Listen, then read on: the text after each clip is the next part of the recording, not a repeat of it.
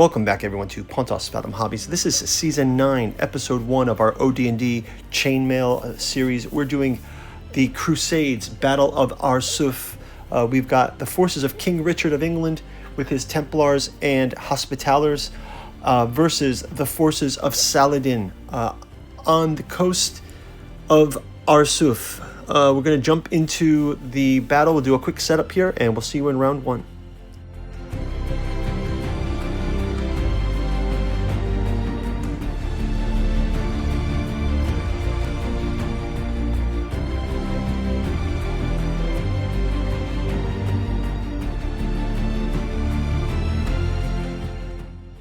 Okay, so we've got our chainmail rules on the board. I've got some movement guides, and I've got some reference guides for our Crusaders and for our forces of Saladin. So basically we're going to do a kind of take on the Battle of Arsuf.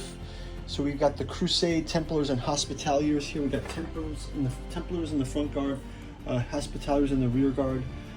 We've got the forces of Saladin marching along the coast here. I got a little bit of flavoring story here to tell you. So by the summer of 1191, the armies of the Third Crusade had already begun a long and brutal campaign. The city of Acre had fallen after a grinding siege, but victory had no rest. King Richard I of England now faced a far greater challenge, marching his army south toward the coast of Jaffa, deep into the territory controlled by Saladin. Richard understood the danger. His army was powerful but not vulnerable on the move. So we're going to have this confrontation here. We've got the Templars broken out between heavy infantry, we've got foot soldiers, we've got light foot, and we've got our Hospitaliers also taking up the rear with some heavy infantry. They've also got, on Saladin's side, we've got archers, we've got javelin men, and we've got skirmishers and foot soldiers as well. We'll have a quick word from our sponsor, and then we will jump into round 1 of gameplay.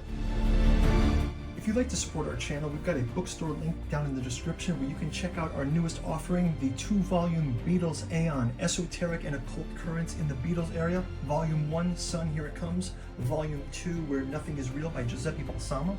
You can check out our Alchemical Courtship in the Dreamlands, each volume taking place in one of Lovecraft's dreamland cities like Celophaeus, Dalathaline, Las Carcosa. Volume 7, The Freefall, Forgetting, and Distant Gravity Part 1 against Azathoth. We've got the Dirges of the Alabaster Kings, as well as the Lost Cypria and our Artificial Psychology of Desiring Machine in Omnibus Edition. Also, our Alchemy and Anthroposophy in the Dune Saga. Special thanks to Nereus Media for their Xenodemonicon of Bensamagos political satire, ending in the Trump trilogy. And finally, the 6 volumes of the Catu Journals out of Lovecraft's Providence by August Moldenhauer and Giuseppe Balsamo, also available in an omnibus edition. Now back to our program. Okay, so let's start out with Richard's forces. We've got Templars and Hospitaliers here. They are marching along the coast. Saladin's forces have come up from the inland. So we've got the March Under the Burning Sun is what we're calling this first episode.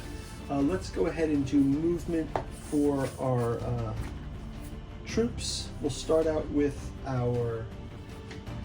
so we're going to use an initiative, missile fire, movement, melee, morale kind of flow. We'll start out with some tests here. Okay, and we're going to have our Hospitaliers and Templars go first. We've got their movement 6, so these are not really inches, but I'm just using it for reduce because this is kind of a weird scale that I've just, I picked these up as a DIY kind of thing. You can go check out our paint through video. We've got actual, if you see these, they're quite DIY, but they're, they've got the Hospitaller and paint through. They're just, I think I got a bag of all these miniatures for like $1. So it's kind of a cool way to jump into this. 6 inches from here, 6 inches from here. We'll have our Templars first coming in. got our light infantry here. We've also got our Hospitaliers. Here's our Templars. Here's our heavy foot. Got the massive shields here. Well.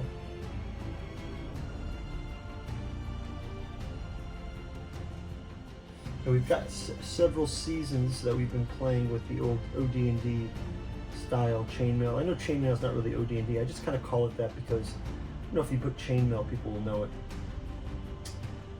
from a YouTube kind of point of view. Thank you guys for joining this. We've done a number of videos, including another Templar scenario that we did. And we've done several Lord of the Rings ones. We've done Helm's Deep. You guys want to go check that out. We've done the Black Gates of Mordor and Mornon.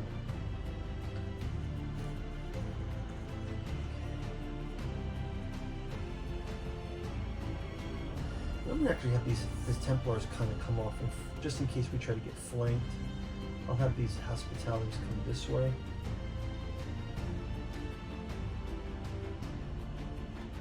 And I'll have these also move kind of this way.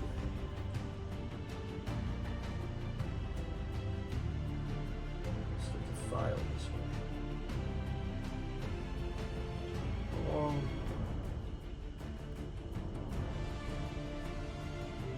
And let's have these also move.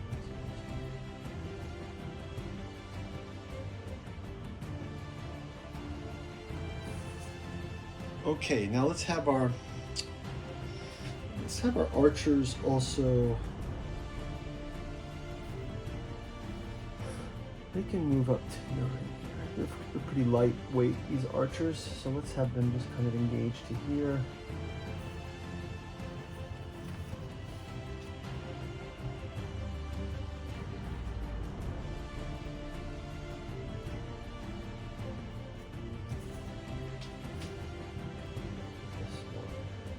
I want to kind of leave it so that the troops can kind of go through the archers if they have to. Let's have these javelin men. They can also move. They're quite light. Let's move them up to here.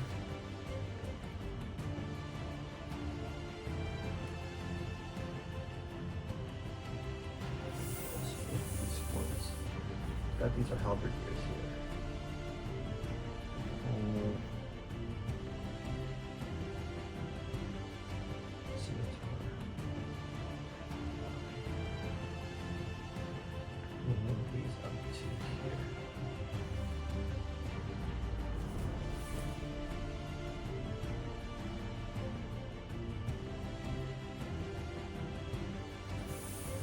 Okay, we're going to leave these guys back for now, just to see how this plays out. Let's also see if we can do a range.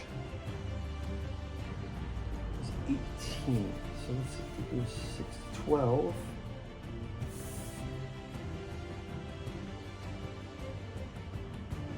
Okay, they're just out of range. This is sort of the range marker for these. And let's do a range marker for these as well.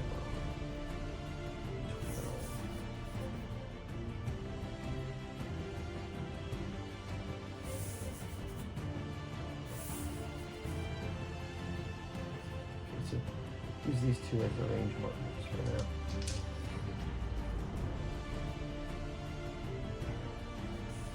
Okay, so while we've got that, let's just go ahead and move the rest of the troops up here.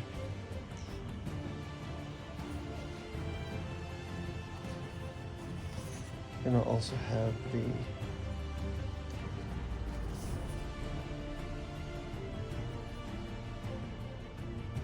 actually, I'm gonna have these guys. I will have these guys come out around to flank this way.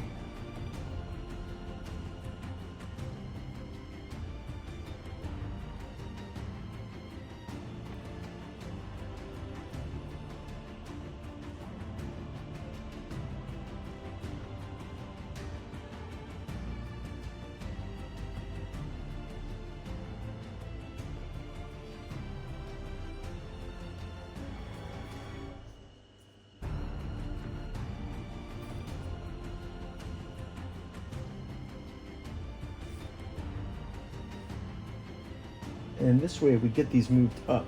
I think we'll have some forces come around this way to anticipate the Hospitaliers moving around.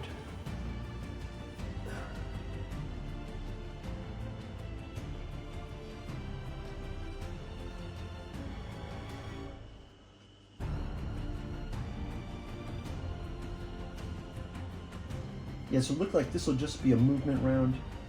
We won't be able to get into the missile fire, but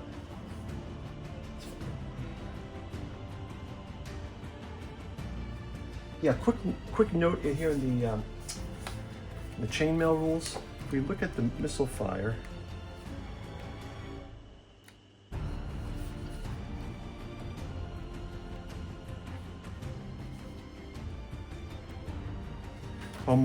morale rating. Generally speaking, most troops, let's look at morale here. So it says, generally speaking, most troops look to their leader for moral support and would fight harder when they were nearby. If a figure representing is within the troop, they will add +1 to the score on a die roll.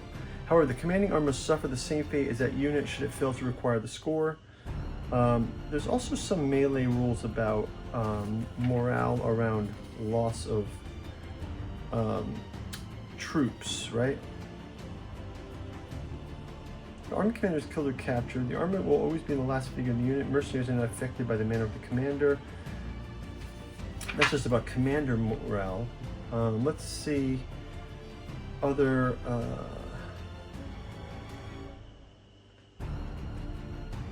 mercenary troops. Religious orders of knighthood. Such troops will never surrender, and when morale results, they receive +1 on all morale dice due to elite nature. So these guys get +1 of a morale if we do morale rolls. And then, and I guess both of them would, because they're both religious orders, right? We've got two different forces. So we've got knights were ill discipline generally used to take from anyone, even the liege lord. However, they are exceptionally brave. When knights would command, they have obedience dice. And then we have peasants. So I guess we can consider them both knights. They're just knights of different orders.